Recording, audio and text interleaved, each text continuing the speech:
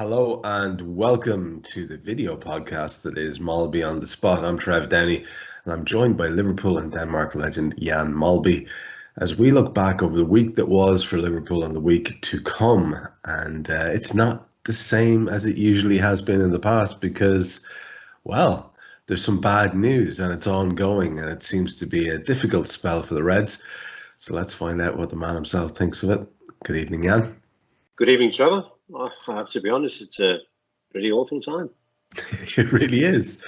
It really is. And the upshot of most of the conversations I've had, Jan, over the last while with people who are as obsessed as I am and as interested as I am in all the affairs to do with the club, the upshot of most of the chats are people seem to be split into two camps. Now, again, I'm interested in your personal experience with your conversations. One camp is the lads are tired, trust in Klopp, it'll come right. The other crowd on the far extreme are, there's something very wrong, it's all gone to hell, season's over. Now, of course, the truth, I think, is somewhere in between. I think you'll probably be in the same boat as me. But I'm wondering which of the two extremes you're leaning towards, because I think both are understandable positions. These are people whose opinions on football I respect, and they're backing it up with just gut feeling rather than evidence, because none of us have much evidence apart from the results. So at this stage, on the back of a couple of pretty awful results, how are you? Which way are you leaning in terms of how you're viewing the season going ahead? I generally don't know, Trevor. I think it's almost impossible. I mean, I think if we could sit here and come to a conclusion, then I'm sure that Klopp and his backroom staff would be able to do something very similar. I mean, you talk about, people who are still suggesting we should trust Jürgen Klopp and the players, and then you got the players or the fans who are saying the season's over. I also would believe that you've got a fair amount of fans who are saying this team is over. I've heard people saying that this group of players at the elite end of the Premier League and the Champions League are finished. So that suggests a decline, because otherwise a group of players like we've got wouldn't be finished unless there's a massive decline. The problem I have with the decline, Trevor, is that many at the same time. We're talking elite footballers here. We start with Mo, Bobby, Jordan Henderson, Milner, Van Dijk, Robbo, Trent, Fabinho. They're the ones who are fair to say that they're underperforming, yeah? They can't all be in decline, can they? One or two of them maybe, but surely not 7, 8 or 9 of them. Having said all of that, I still don't know. I still don't quite know where we're at. I don't know what we can actually trust from this team anymore, because it's been a big thing to have Anna trust it'll be okay. We've seen Klopp press conferences after games, and we've been very fortunate that we haven't had many bad spells, but we've had bad results and we've had draws and whatever, and he's come out and he's given us the impression that I've got this. I'll deal with this. I'll get in that dressing room. We'll have a chat. We'll be in a training out tomorrow. And when you see us next in 3 days, and it's been like that, hasn't it? I didn't get that impression after the Napoli game that he's telling us, "Don't worry, boys. I've got this." So I am really concerned, Trevor. I'm not a little bit concerned. I'm really concerned. We spoke about it the other week, and we didn't think that this was something that was massively going to change like that overnight. It was going to be a slow process, just getting back to. My biggest worry, Trevor, is that there is no reaction. There is no reaction between games. There is no reaction during matches. Take the Napoli game. We had enough spells in that game where you think, now there's going to be a reaction. Within a minute, they've hit the post. Within a couple of minutes, they've won it up from a penalty. Within 15 minutes, they've had another penalty, they've missed, and we think, we've got a lifeline, let's go. Then you go 2-0 down, respond, no. Half-time, respond, no. Within 2 minutes of the second half, we're 4-0 down. I just generally don't know, Trevor. Let's try and get this picture back on. That's always a good idea. So I don't know, Trevor. I don't know. I mean, you spoke to a lot more people than I have because I've been doing a fair bit of traveling and all I've been picking up is the newspapers and whatever, isn't it? But I can understand if there's a meltdown. I can understand that people are saying, and of course, you also got the people who are going, Klopp and 7 years. But is there such a thing?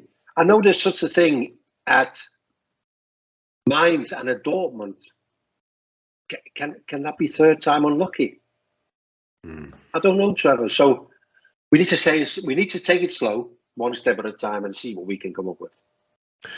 I think that's really, really fair. And the thing you spoke about the lack of reaction is pretty stunning. And I think probably the one that really underlined it, you mentioned how we didn't react after the first goal, then there was the penalty let off. And then you, in passing, you said we didn't react at halftime. Not only did we not react at halftime, the first thing we do after halftime is concede. And it's I found that really jarring. It was,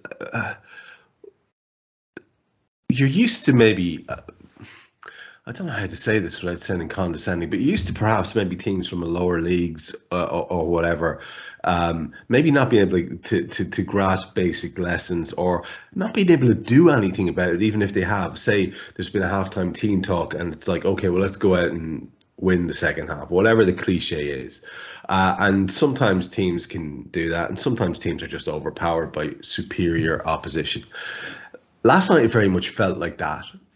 Every time Napoli attacked us, it felt as if we were fragile and frail and open to that attack. Now, within a few minutes of that goal going in, when Joel Matip became established in the team, I felt we did better. That said, Jan,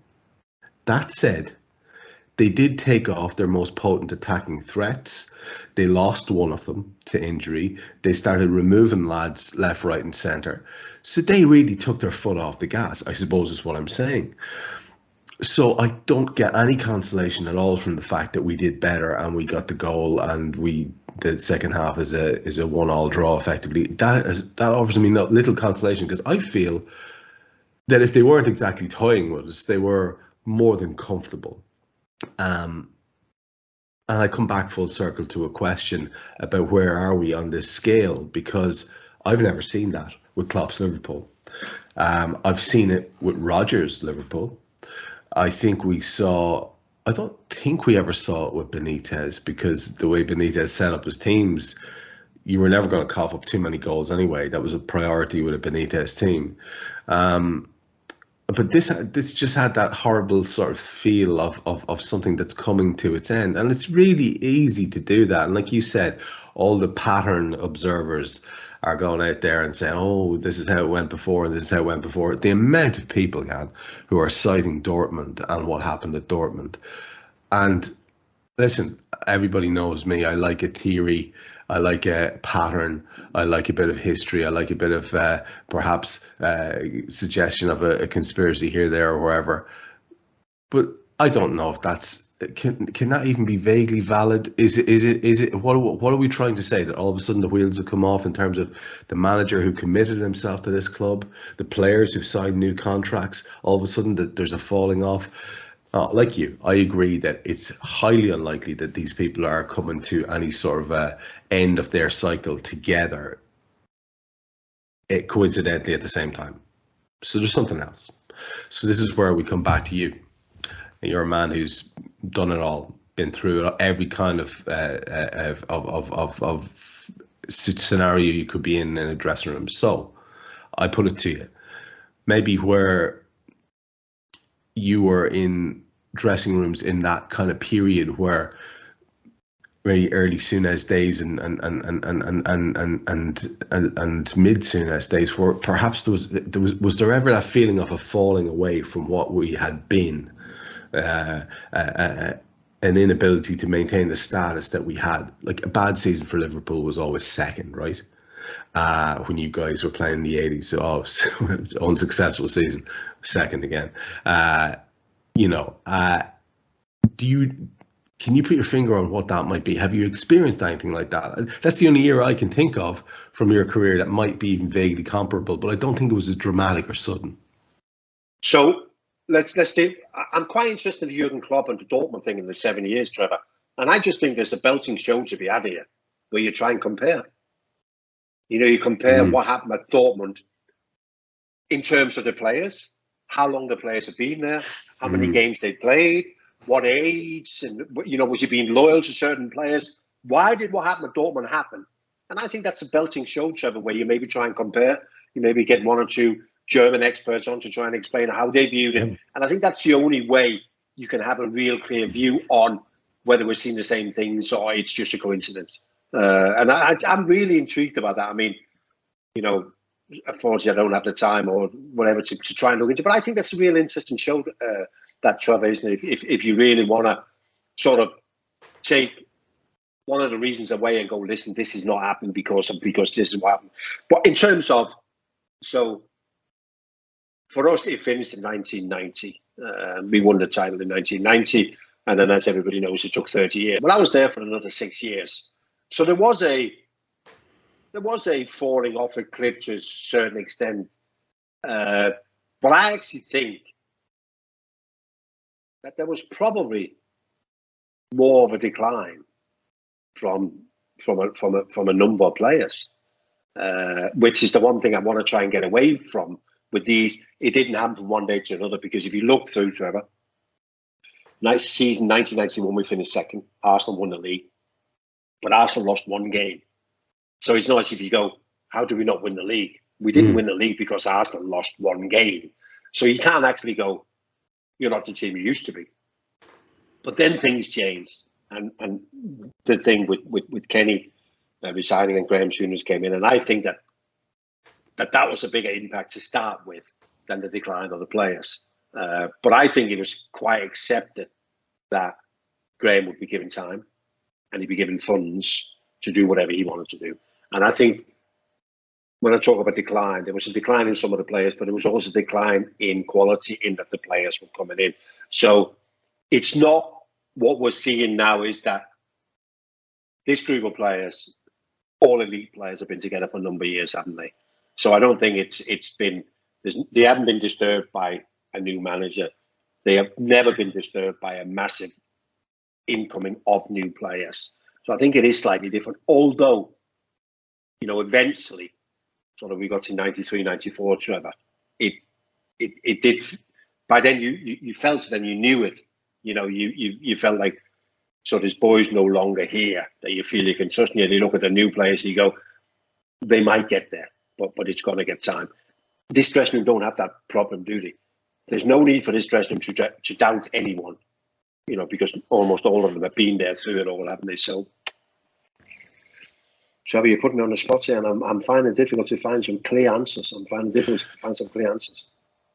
The reason I wanted to bring you back there was just to see if anything jumped to your mind, and I agree with you, because I was trying to think it through myself, and obviously I didn't have the first-hand experience of it. But the FA Cup in '92 for me sort of was a band-aid in ways. Very much. And I also think that's where it is in the history of the football club, isn't it? It's not a trophy spoken about, although it was the first one for Graham Souness as a manager, isn't it? But it's not ever put up there as anything other than, like you say, it's a bit of bandage, isn't it? Yeah, and we look at the situation with this team now, and people will even, this is how extreme it gets, Jan. People will even pontificate and look down their noses at us for having a conversation about the reality of what's occurring, because the other extreme from the moaners are the people who are just, fingers in the air, la la la, it's all going to be fine. And that to me is equally idiotic as writing a whole team off, because it's not allowing any conversation for what we can see with our eyes. And when you have Jürgen Klopp, we spoke actually last week about how it felt as if the team had lost its identity a bit, because we were trying to compare and contrast some of the numbers that we had seen in terms of stats. And I think I'd mentioned to you that the Reds were running less than their opposition, which was a weird thing. That there was a less, from the eye test, there appeared to be less of a high press. And you know, like that was the feel that we had. The side has sort of lost its identity a little bit. I mean, not sure what it does anymore. Even though we got this huge crossover of personnel, so that it shouldn't, but it has. Now, my theory is that that crunch all comes to the midfield, Jan, and that has to be right. I'm going to come to you and talk to you about that and see if you concur. But just in terms of the bigger picture, when you have the manager coming out afterward and saying, I think the exact quote was, well, we might have to reinvent ourselves a little bit. Well, I'm sorry, but that's the manager agreeing with what we're saying. He's saying if we have to reinvent ourselves, we need to reassess who we are as a team. So I've got a couple of things to talk to you about, but first let's start with this idea that it's kind of impossible for the team to be the team if we don't have that unit in the middle of the park doing its thing. Now, I'm not trying to absolve defenders from having atrocious performances or being off form. I think we'd all say Virgil is not the same Virgil that we usually like to see, that poor old Joe Gomez had a mare, that Robbo's been off the boil, Trent has been somewhere between poor and mediocre in many aspects of his game for a few games now. This is all very weird. And then we can see the far end of the pitch. Our man, the main man, Mo Salah, has not been himself at all. And it's okay to say that, and it's okay to criticise him. So without absolving the front or the back of the pitch from blame, it's my theory that it doesn't work without the centre. Maybe I've got it arseways. What do you think? So first, you mentioned the stats to start with. I don't think too many of the stats have fallen off a cliff. You know, I think a lot of the stats are very close to what they used to be. They're not quite what they used to be. And I think therein lies the problems as well. They're not falling off a cliff, but they're not quite what they used to be. But that little bit not quite is enough, isn't it? And that's what you talk about when you talk about the midfield three. Gini Wijnaldum, Jordan Henderson and Fabinho did exactly what Klopp wanted them three to do. They were always together, hunted in packs. When we attacked, they supported the play and they allowed our attacker to have a certain amount of freedom in their play. So if they wanted to dribble and lose the ball, that would always be our strength. The moment that we lose the ball was the strength of our midfield to win it back. And then on top of that, the midfield's ability to protect the back four. We've said on this show at least 10 times, I would love to play in Liverpool's back four when the midfield is protecting the way they have been. We haven't got that anymore. We look at our midfield against Napoli. Fabinho is off it. Milner, who is very much coming towards the end of his career, and Harvey Elliott, who doesn't quite get the pressing as of yet, as a very young player, isn't it? So instantly, you've got a massive problem. You stick Henderson, Wijnaldum and Fabinho in there, you got a chance. So I think, as much as everybody talks about our midfield and our real lack of Kevin De Bruyne-type midfield players, that might not be the solution either. The solution, I think, lies nearer to Wijnaldum, Henderson and Fabinho, a trio like that who are mainly available, don't go looking for headlines, do their jobs in the name of the team, you know. I think that's where our biggest problem is. I love that. I think you're so right. I think we noticed badly the absence of Wijnaldum last season, and that sounds mad when you consider the season we had. But I've said to you before, I fully believe one of those big ones is over the line with Ginny and the team. And when you factor in the fact that the captain's form was in decline over that season, and that it hasn't been great this season, and that now he's unavailable as well. So that's another factor. And like you say, that's 2/3 of that unit, which really was the foundation for this team in so many ways. And it hasn't been replaced, and we've tried to replace it with exciting talent in the form of Harvey Elliott and the likes of Carvalho coming in. We saw how against Everton, that was just a jump too far to have the two lads with Fabinho. And I do feel sorry for Fabinho in this situation. I've seen an awful lot of people digging him out, Jan, and he's been left with a lot to do in the midfields he's been a part of, especially in the last couple of games. And I looked last night, and we might as well just go there now, at Jimmy Milner, and I I'm a massive fan of his because I admire the man immensely. I admire anyone who can do what they're doing to a high level with the intensity that he has. And I wondered last night as I watched, and I kind of had that thought a few times over the season to date. I wondered if he's after having his Gary Neville moment, the one that Neville talks about when he's doing his punditry, where he comes in at half time or at full time and he just knows that's it, I'm done. Not because I can't run around better than probably 70-80% of these younger kids. Not because I lack strength or the ability to endure, but because the subtle thing of when people say your legs have gone, Jan, they don't mean you can't run anymore. They mean the sharpness has gone. That's how I interpret what pros mean when they say that. Does that make sense to you? And do you think we might have reached that point with Jimmy Milner? And I mean, I think we might have had this chat before, and he's kept plugging away. So where do you feel he's at? As a starter, I think we've reached that level with him. Yeah. As a stopgap solution, second half of games, want to close things out, or if you want to go to a conventional back four and keep your fullbacks, you could take Trent off and play Jamie Milner as a fullback for 15, 20 minutes. But in a game where our strength on the first whistle is our intensity, I think we've reached a level where it's almost okay to say that his legs are gone in terms of that. I don't think he's capable of that. You look back at the Napoli game, take the penalty away. But that first tackle, that first brutal tackle, isn't it? Where he wants to get himself into the game. And that's another frustration you have, Trevor. You want to get yourself into the game. Now, footballers have many different ways of getting into the game, but depending on what their qualities are. Jimmy Milner's way of getting into a game is getting a tackle in, isn't it? He's closing somebody down. He's winning the ball high up on the field, isn't it? That's his way of getting into the game. For somebody different, it might be something else, isn't it? So he's then trying to get into the game that he knows he can play, and he couldn't quite get there. So I think it's a problem. The problem you've always got with Milner is that because he's at the club and you've got to make these decisions before the game, you're light on numbers because of injuries, and you kind of go, I know what Milner's going to give us. But obviously, we don't anymore, and that is a big problem. And you also mentioned something before, Trevor, what Klopp said at the end of the game against Napoli, where he's talking about reinventing ourselves. Do you think is that possible with this group of players, with the age that they've got? Can they reinvent themselves again? I mean, I think they've had to do a lot of reinventing to recover from, for instance, second to City or winning or whatever. Can they do it again? I'm not so sure.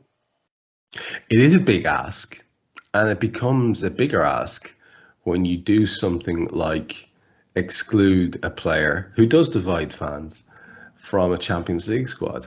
And I found this fascinating because when Naby Keita was excluded from the Champions League squad, I automatically assumed, despite the fact that the manager was even more vague than he usually is, which is saying something, because Jürgen, I think it's a trait that not many people perhaps understand about Jürgen, but he's capable of bullshitting the media as well as anyone, and he will not tell the press anything he does not want them to know. So when people have been asking questions about Naby Keita's injury, and this always surprises me, he's been really vague and passed it off. I think of myself in that situation, and I think, well, where's your follow-up question when he says it's a muscle? Where's the question that says, all right, Jürgen, we get it, but tell us what you know. How long is the guy going to be out for? I mean, fans are interested, and this is why we're here, to talk about the game and your squad. But that question never really comes. And again, I wonder, is that a part of this bigger 7-year atmosphere that grows? Because Jürgen's larger than life, and you don't question him. And obviously an awful lot of people are worried about maintaining a certain level of access to those press conferences. I get it. I do get it. But obviously those questions are not being asked about players' fitness in general. But with Keita, we then learn midway through, I'm doing post-match Raw. We're trying to get it off our chests about how we feel and what we saw during the 90 minutes at Napoli. And people are posting photographs, images of the Guinea squad with Naby Keita front and centre as a midfielder. Now, perhaps that's just another layer of confusion and he's not going to join them. I don't know, but other people are saying he's already part of the squad. Who knows? Yeah, I don't know what's going on there. I find it all very weird. And when you say, are we capable of reinventing ourselves? Well, in that competition, we're kind of limited now. That seems to be the case. We brought on the kid who we signed only because the captain was crocked, this Arthur Mello kid. I was really worried by a few of the things that I saw from him. He didn't look like he was at home at all. He didn't look excited to be making that debut. I understand the conditions. I really do. I really do. I felt for him. But I wanted to see something a bit different than what I was seeing.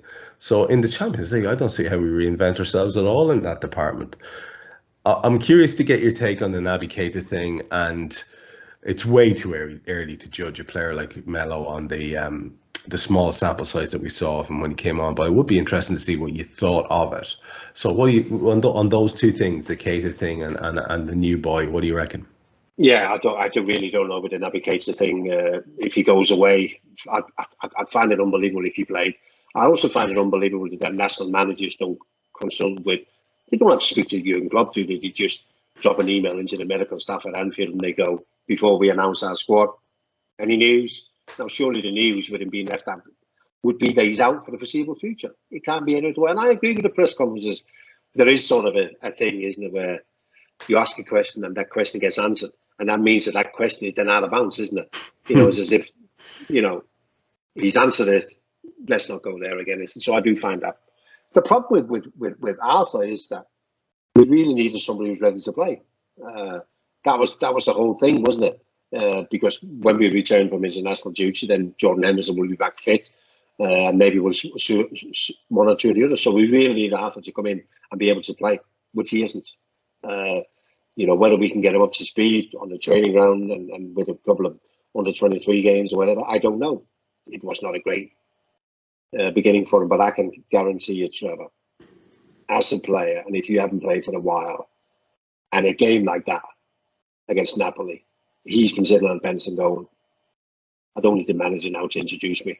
The club is thinking, give him 20 minutes, get used to it. And the player's probably thinking, not tonight, please, not tonight. Right. But out he went, didn't he? And, caught a couple of times in possession, isn't it? Looked way off pace-wise. And we did think that when we signed him, that would be the big thing for him, would be the sheer pace that we play at. And we're not even anywhere near the pace we're capable of playing at. So I think this boy's going to struggle. It's going to take a long work. Whatever we can do in the Premier League, of course, is a different story. And I have this theory that I think of how I think the next few games are going to unfold. And unless I'm mistaken, I just want to double check here because I don't want to be saying things then be wrong. But we have Wolves. It's a typical 3:00 Saturday kickoff. It's Anfield. Then we have Ajax at Anfield. Then we go away to Chelsea, big game at their place. And then we have Brighton at Anfield. And, Rangers at Anfield. And we go away to Arsenal then. These are all either high-profile matches or matches in which we have the home advantage and the crowd and all that brings with it. So here's what I'm going to suggest to you that might happen. And I don't know, part of me would rather, if it has to get worse before it gets better, I'd rather it would just get worse now. I'd rather the wheels would come right the hell off. I feel Thiago will step back in beside Fab. And then all of a sudden, Harvey Elliott will be free to play Harvey Elliott's game. Or we'll have one of the other lads in there as an 8 and it will function. I feel that Thiago back in the squad and perhaps a tweak that they're going to make now, because I think when amateur pundits are wondering what in the name of God is going on with Mo Salah, why is he marooned where he's marooned and not involved in the play, considering he was one of the players who would have most touches on the Liverpool team. I think you tweak those couple of things. Thiago returns, his importance is immense. That frees up our other midfielder to be able to be attacking, and it was really notable. Thiago getting stuck in that side of his game, people don't understand. And then perhaps a little tweak in what Mo does. And I think that papers over some cracks for a while, Jan. And I think we get through these games on reputation, adrenaline, just professionalism on the part of individuals, and we get no closer to solving the problem. Do you know where I'm going with this? And maybe I'm wrong. Maybe the only problem is to start winning a few games, and then I need to shut up, and people like me need to shut up. I don't know. What do you think about that? Well, I think Wolves is always a difficult game. There's never many goals in any of their games, which always makes it tricky. You know, they win 1-0, they lose 1-0, or they draw 0-0. So that always makes it difficult, because it's difficult to get rid of them. It's difficult to run over lead. You're winning 2 or 3-0, you're going to be comfortable, isn't it? So I think it's going to be a really tricky game. And of course, you've got Ajax, a new team, a young team, fearless, playing good football. Now, the one thing that Ajax will do when they come to Anfield, they want to play, and they can play through our press. They can play through our press, and that's my big worry with Ajax, is that they can play through our press, and they got pace up front, and they're obviously full of confidence. They've had a great start to the season, great win against Rangers. And then, of course, Chelsea. I mean, that place is going to be bouncing, isn't it? New manager, here we go, can still rescue the season. So that's going to be a difficult game. 2 things on Mo Salah and his role. Harvey Elliott has been playing on the right instead of Jordan Henderson. No, I think Jordan Henderson was really good at trying to help Trent and Mo and the way they wanted to play. So Henderson tried to make space. He had a tendency to overlap Mo Salah. Harvey Elliott, left-footed, underlaps. So he takes up the space where Mo wants to play. But so does Trent, I think. We don't see Trent overlapping either. We don't see Trent getting to the byline more and putting in crosses. He appears on the edge of the 18-yard box in that right-hand corner where Mo plays. So I think Mo is like looking and thinking, that space that was always left, Jordan created that space. Firmino created that space by never going into that space unless Mo needed him. That space he was all relying on because he's so quick is no longer there, you know. And of course, Harvey Elliott being left-footed as well, playing on the right. Well, you know what way he wants to go, isn't it? He wants to go away from Mo and across. So I think all of those things, when we analyse it, these are not the reasons. I don't have the exact reasons, but these are things that you look at and you're thinking, well, it's affecting something, isn't it? It's not the sole reason. But another thing that's worth keeping an eye on. Yeah, in that it's absolutely not the sole reason that Mo Salah is underperforming, that he's being asked to do something different tactically. A thing that Pep Linders spoke about. It was put to Klopp, and Klopp's sort of, this is where I'm talking about him bullshitting the media. He sort of scowled and said, it's no different than any other years, but it is, and we can all see that. So there is definitely something there he's been asked to do. But that in and of itself doesn't explain why most of the time he gets the ball, he's been ineffective. That's a worry. That is a worry. And a lot of people will trace that drop off in form to all the way back to when he went off to the AFCON, and lots of people were hanging on. I thought a little bit desperately in the way that some people do to certain numbers and saying, yeah, and I was going, yeah, but his form is not he's not scoring the amount of goals he needs to score. If we're going to win these trophies, he has to be his very best. It wasn't happening. And people were trying to defend the player and say, but he's doing this and he's doing that, and look at this number and that number. But effectiveness, sharp end effectiveness, is what we judge someone like Mo Salah on. So yeah, it's a complicated scenario. And, you know, I guess before we even go on, there's another thing that raises its head there, and I'd forgotten about. Thanks to Guy for flagging it there in the chat. How would you feel about the distinct possibility, because it is a distinct possibility, that if the British Queen passes, you're looking at a weekend where the Reds don't play? And is that a thing that the team actually needs? Or is that a thing that we desperately don't need? Because I've heard you say before, after a bad game, the best thing to do is play the next game. What do you reckon? Yeah, it's a tricky one. I mean, I don't know what the plans of the government and the royal family is with Queen Elizabeth II passing away, which is obviously sad in itself. So I don't know where that goes. In terms of, you talk about people trying to protect Mo, or it's like what I said before about the stats, isn't it? The stats are not massively down, but what we're seeing with our own eyes doesn't look right, does it? So it's a bit like finding the body on the beach, isn't it? And somebody goes over and like, it was absolutely perfect. The only thing missing was his head. It's a bit like, but it's a bit like that, Trevor, isn't it? It's kind of most stats okay, isn't it? Anything missing? Well, yeah, the goals are missing, and that's a problem, isn't it? Yeah. But the only thing I will say is that Mo went away to the AFCON, played in a terrible team that played terrible football, yeah? So that in itself wouldn't have got him excited. He then comes back to almost like a new Anfield, doesn't he? Luis Diaz has arrived, so Sadio Mane's moved position. So Luis Diaz on the left and Sadio Mane's in the middle and Mo's playing on the right. So that was almost like a whole new experience for him to coming back and go, what's happened here? And then of course he has the disappointment of not winning the AFCON.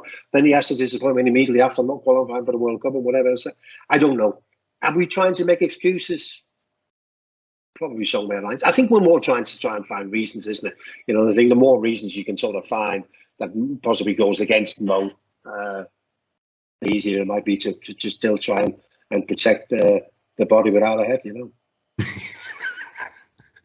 Yeah, the body without a head is a fantastic analogy, because I have felt like I was in crazy town trying to explain to people who were citing yards run, tackles made, assists, or semi-assists, or hockey assists, or whatever the hell they're calling them now.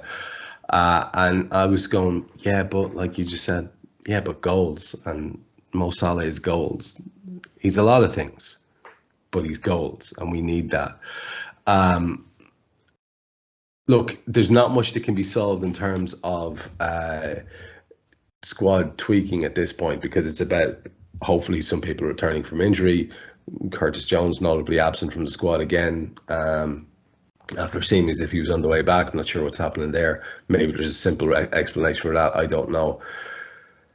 Maybe there isn't, but like I say, there's not much that can be done. So we're back to one last question on this, and it's a big topic. So I don't apologize to anybody for apparently flogging a dead horse, but it comes back to what can be done to arrest the slide. Now, I think if it was in the past, and the contrast wasn't quite so striking between what we saw against Napoli, for example, what we saw against Everton, what we saw on the opening day of the season, and our best performances. If that drop-off wasn't there, I think what you'd be saying is, well, you make sure that Ali and the lads at the back are communicating clearly, and that the first priority of the entire team is to protect them and do everything you can do to protect them, and we go from that base. But we're just not wired like that, We're not wired like that. And people were pointing out to Jürgen that the high line is a bit of a liability. And I was so happy, Jan, last year and the year before, being able to laugh at people like that who are trying to be football experts and say, oh, after we concede a goal, oh, it's the high line, No, it wasn't. The high line is the reason that we have caught twice as many people offside, and we've had twice as many goals ruled out, because we do it right. But we're not even doing that right. And again, Jürgen's holding up his hands, mea culpa, saying, well, if you don't have the press right, if we're not pressurising the ball, I guess the high line is a liability. And I'm back to the question of identity, Jan, and it feels like it's such a big fix now. It doesn't feel like it's tweaks. It feels like it's something that needs to go from grassroots, from basics, from first principles. And I personally would dread the thought of having to be the one in the Klopp chair making those decisions. I don't know where you even begin. Am I, as a fan here, typical fan, over elaborating? Am I catastrophizing? Is it actually a lot simpler than that? I don't think it is, and I think the biggest problem is identity. I think before you play a game of football as a manager, what you pick is how you want to play tactically. That's the first thing you do, isn't it? Now, we've never had a problem deciding how we want to play tactically, because more or less we play the same way every game. This is how we play. How we play. and we go out and play. There'll be minor tweaks from game to game, but generally it's the same thing, isn't it? And then you pick a team based on that, who can play in the way that I want to play. But our identity is the high press and the high line, yeah? Two things we can't get right at the moment, which then means you go back to, how do we want to play? Do we actually just want to play with a straightforward back four without attacking fullbacks and try and protect ourselves and give ourselves a chance? Then you come away from your identity, and I don't think that's as easy as it is. So I think there's so many things you have to look at. You look at the way the tactic we want to play the game, you look at the starting lineup, and I think almost everything comes into play when you look at the starting lineup. Trent comes into play. Robbo comes into play. I saw a stat today about Virgil van Dijk. 150 games across all competitions without giving away a penalty. And he's given away 2 in the last 7 games. I'm not saying, but it's another thing, isn't it? And then you look at the midfield, and how do you want to put the midfield together? Do you want to put the midfield together as a midfield that can create and keep possession? Or do you want to keep a midfield together in line with our identity, which is intensity and press? And then you look at the front three and go, we talk about Darwin Núñez, and I was amazed last night. People talk about Darwin Núñez needs a bit of time to get used to his teammates. And I thought, well, play him then. You know, if he needs time to get to know his new teammates, stick him in. You know, and also you must have known that Napoli would have a lot of possession, and they're quite a good team. So there would be possibilities on the break for exactly what he brings, isn't it? So I just think all of a sudden there's so many things, as well as looking at individual players. You look at how you want the back four to operate, how you want the midfield three to operate, and what do you want from the front three. You know, is it where we change the game, like we did when John Aldridge came to the game? Sorry, to Anfield. Before John Aldridge came to Anfield, we used to play through the middle. In through Kenny, into Rushy, ran in behind. Rushy went, Aldo came, we spread the play. We went over the flanks, we put crosses in. So what I'm saying is that with Darwin Núñez, who we now have to persist with, don't we? You know, he's the guy, isn't he? Stick him in. What do we then do? How do we want to use him? Do we want to use him going through the middle? Do we want to go over the flanks? How do we want to do all these things? It's a lot to work out between having played Wednesday and having to play Saturday, isn't it? But I do generally think that, whereas normally, Trevor, we've been very blasé on this show, isn't it? Don't worry about it. 2 days on the training ground, we know it's going to be right, isn't it? So there's a lot of decisions to make for Jürgen Klopp. And it's not just the attacking ones, Jan. Just real quickly, have you noticed that now corners for us have become a liability for us? Yeah. I mean, that in and of itself is a horrendous situation that talks about a fraying of whatever sort of basic fabric is making up the team, and whatever those little connective tissues are, they're all awry. I'd love to say to you, it's something as simple. I'd love to be able to say, well, it's just Virgil's not himself, so therefore the back line is not itself, so therefore the rest of the thing. But as you've already sort of shown and we've been discussing, it's so much more complex than that. And yeah, I get the feeling it's going to be a slow turnaround if it is a turnaround. There's one last thing on this topic that I want to address with you, because a lot of people are talking about it, and some people are talking about it in a way that's kind of, it's childish. And they're talking about the Pep Lijnders book, which came out and had a lot of fanfare and a lot of discussion about it, because the gist of the book is that it's called intensity because that, again, is our identity. There was a lot of talk. Every presser that Pep did for this book was all about the team's identity as pressing and all the rest.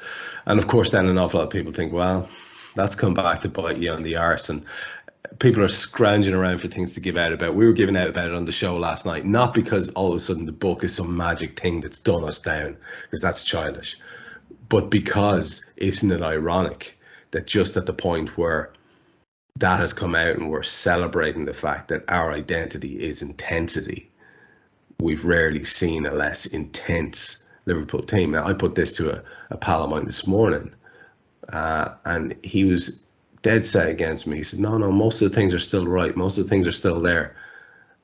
I can't see that. I cannot see that. And the stats do back up that it's not the way it used to be. Any take on that? I mean, you know yourself, books can come out, they can always cause a bit of a kerfuffle. Usually it's because a lad has said something in a book about another lad. Here it's because it's got the fans talking about, well, if this is our identity, well, why aren't we going out to spend money on young attacking midfielders that can come in and replace the guys that have left? And they're shouting. You understand where they're going with it. What do you make about all of that? It's a bit of a distraction, isn't it? Yeah, it is. Yeah. So I have the book. I haven't read it. Have you read it, Trevor? Yeah, I did, and listen. It's a very enjoyable read, and he's a very. So what is it? It's about last season, isn't it? Basically. Yeah, and the bigger idea behind the philosophy of Liverpool, and look, he's a very amiable guy. He's very good at what he does. So it's not to pick on him at all. It's just, isn't it an unfortunate backdrop that as we seem to be celebrating this aspect of ourselves, that's the time when it seems to fall on its arse. I have to be honest, when the book came out, and as you rightly said, there was a lot of publicity, and I did think, my first thought was, very unusual. It is very unusual, isn't it? Yeah.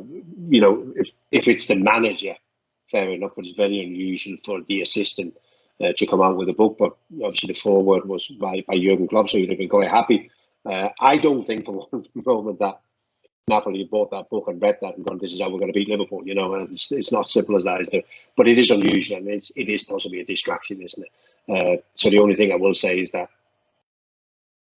but I guess it's kind of the world that we live in, isn't it? I mean, can we tell a story about our journey, about our football club, without telling the things that we want to keep to ourselves, isn't it? It's such a difficult balance to get right.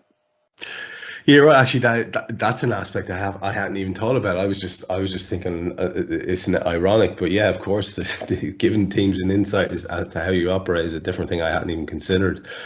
But look, we have to get it right one way or the other. And the first guys out of the block to face the Reds, whether they're licking their wounds or whatever, are Wolves. And Wolves are, as you said, always a tricky opponent. Their last few results, they had a win at home to Southampton in the Premier League on the 3rd of September. Before that, they drew 0-0 with Bournemouth at Bournemouth, which I'm sure they wouldn't consider a great result. They had a 1-1 draw with Newcastle, which, depending on your opinion of Newcastle, isn't bad. That was at home for Wolves. They had a win in the EFL where they put Preston out, and I think they started the season with a defeat to Tottenham, and then before that a 0-0 with Fulham. I think that was the first one. Maybe there was a game at Leeds before that where they lost as well. They're not on great form, Jan. This is not the Wolves that would make you as nervous as previous iterations of it would have. Let's just have a look at who went out for them in the lineup against Southampton, where they did have that 1-0 win. Well, they had Sa in goals. They had Collins and Kilman at centre half, Castro and Ait-Nouri, at the full back. Nunes and Neves and Moutinho. You can hear the influence of the agents and the managers that are working with the club there. And across the front line, they had Neto, they had Podence and Kaladzic. And then on the bench, what can they draw from? Well, on the day they had Gonçalo Guedes, who came on and got a yellow. Nelson Semedo, we've seen before. Adama Traore came on as well.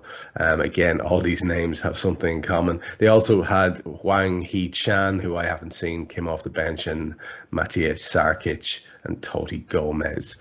Now, again, I will not profess to know a lot about a lot of the depth on that bench. I obviously have seen a few of them, but not a whole lot of them. I've seen Nelson Semedo before. Obviously, we've seen lots of Traore. Most of those guys in the first team we have seen. And one thing we know that they will do, Jan, and you're right about this, is they will have the capacity to play the football that will challenge us in this current sort of malaise that we're suffering from. They will be able to play through our attempts if our attempts are not good enough to high press. that in and of itself makes them far from ideal opposition. Remember a couple of weeks back you were saying if you could pick a game now after a couple of bad results or frustrating results, the game you would have picked was the one where we went out and won 9-0. Here, this isn't the worst game we could have had, but certainly not one you'd handpick, Jan. No, because they don't play open games. The games are very tight. I mean, the one thing you instantly see with Wolves is that there's a lack of goals. I mean, they're that desperate that I think they got Diego Costa on a short-term deal because the boy that made his debut last weekend got injured and is out for at least 6 months, so that's very unfortunate. But they lack goal. But they got a very cute, clever midfield three.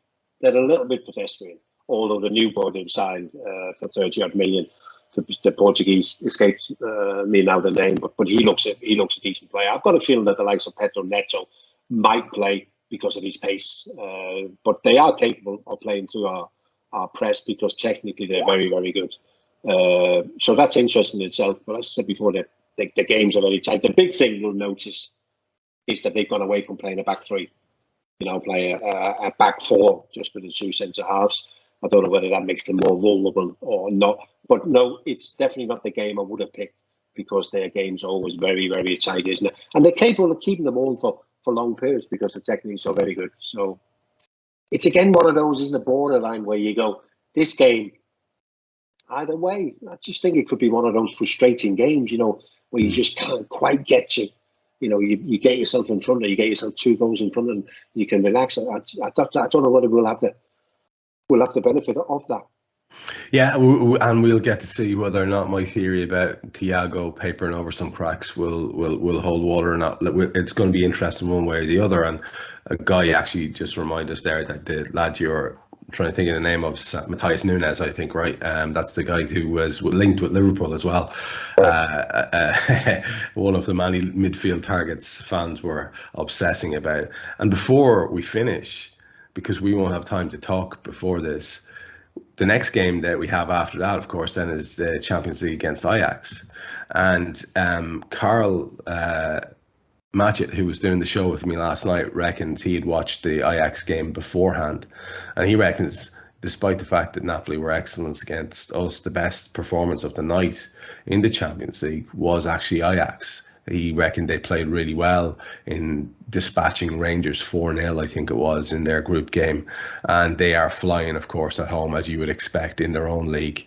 And they seem to have done it again, Jan, in terms of piecing together yet another squad from that wonderful academy that they have, and that, ability to recruit lads like yourself when they don't have lads coming from the academy. They seem to always have great young players coming through. And it looks like it's going to be a real challenge for us there again. Again, these are going to be a team who, far more than Wolves, will be capable of playing that type of football that you just described and a bit more. And it won't suit us in our current form. And we are going to have to really step up. And this is what I kind of meant when I said to you, things might have to get a lot worse before they get better. Everybody wants to think, Jan, that that was the biggest. It was embarrassing, wasn't it? It was kind of embarrassing to watch. And that was enough of a humiliation that that's the moment where we all click back into gear. Everyone wants to think that. I want to think that. I certainly hope that. But then I look at these couple of fixtures that are coming up immediately, and I think, yikes. How do you feel about the challenge that Ajax will pose? I think it's going to be difficult. And I was going to say, I don't know how they do it, but I do have an idea of how they do it. They sell half a team. They sold more players in the summer than they wanted to. But obviously they found the replacements. Obviously got a new coach in place. Flying star in the Eredivisie, and obviously winning 4-0 in your first Champions League game is a flying star. You can always recognise an Ajax team even without them playing in the Ajax colours because of the way they play. And you're right in saying that they'll come to Anfield, they'll want to play, they'll play out from the back, attacking fullbacks, attacking midfield players, a lot of movement and pace and technical ability up front, isn't it? So yes, in our current state, although we're significantly better than Ajax when we're at our best, we got more physicality, we got more power, we got more pace, isn't it? But the last thing you want is a team that just comes and goes. We don't care if we play home and away. We don't care who we play against. This is how we play every game we play in a season. Because that's the way they play, isn't it? I know that from own experience. We never change the way we play. So that in itself will make it a bit of a nightmare opposition. Yeah, it's a nightmare opposition to have Ajax, because if they get it right and we can't quite get it right, isn't it? We could be in big trouble. That's what you fear. And, I think that's actually a really appropriate kind of note to end it on. Not to be negative, but just that's the way the discussion has gone. Now, the most easy part of the show in the past used to be, Jan, give me a shout how you think each game is going to go. And I say easy. You're usually uncannily accurate with a lot of the predictions, but they've kind of thrown everything out of the pram for us now, and it's an impossible thing almost to predict, because we've gone to a couple of extremes there. You've suggested it could go very badly for us. We're hoping that we'll recover. What's your gut feeling on the two results? My gut feeling is that we'll win them, and I think there's some positives. The positives are both of them at Anfield, and I think the crowd will realise it. The crowd is not about to turn on this team, So I think the crowd at Anfield realises that, okay, the boys are in a bit of trouble. Let's do everything that we can. The other positive is that we saw some players back in the second half against Napoli. Matip, Thiago, Shota, Nunez came on. So that in itself is another positive, that we'll have more senior players back. And I've just got a feeling that sometimes as a player, you go, we can't do what we like to do, but we'll still find a way. And I think that might be the way that these two games are going to go for us. That, okay, we're not playing the way we want to play, but we're going to find a way. So I think we'll beat Wolves 1-0, 2-0. I just can't see them scoring. Ajax, again, it could be a bit, when we welcomed AC Milan last season, the first Champions League back for them, and we beat them 3-2. It wouldn't surprise me if Ajax turns out to be one of those 2-1, 3-2 sort of games. But I've got a feeling that we will just somehow get over the line in both of them.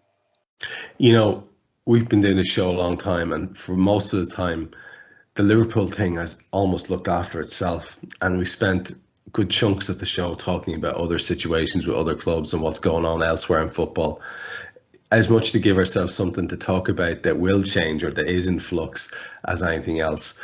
And I've always said to you at the end, listen, I really appreciate you going around all those topics. I understand it's a lot, and I really do appreciate it. But this is a different type of show, isn't it? Because we have to focus on what's going on with Liverpool, and it's every bit as difficult, and it requires every bit as much deep thought from yourself. So again, for yet another show, Jan, genuinely appreciate it. Thanks very much.